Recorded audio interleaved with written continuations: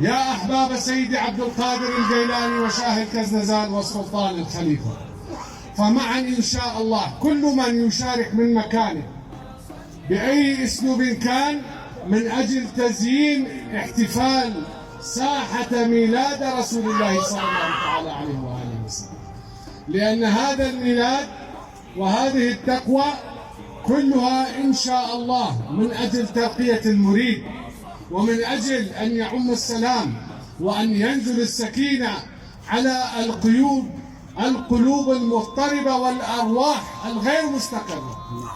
فبهذه الممارسة وبهذا اليوم العظيم الذي احتفل السماء قبل الأرض والأكوان قبل هذا الكون بميلاد الحبيب محمد صلى الله تعالى عليه وآله وسلم، وهو أصل الوجود وأصل الخلق والموجودات، فإذا لا حياة بلا محمد وآل محمد عليهم الصلاة والسلام.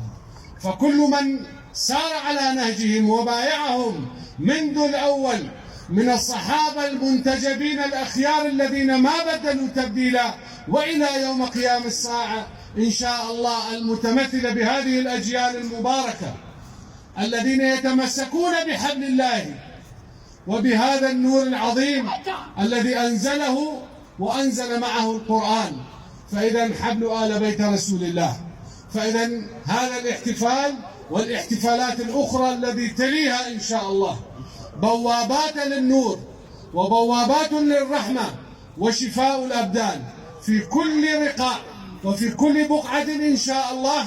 يكون الكسنزاني مشاركا مع بقية إخوانه إن شاء الله من أجل الخير والسلام والنصر للإنسانية ولمحمد وآل محمد، لأنه هو رسالة أمير المؤمنين علي إلى ابنه عبد القادر الجيلاني وشاه الكزنزان والسلطان الخليفة محمد.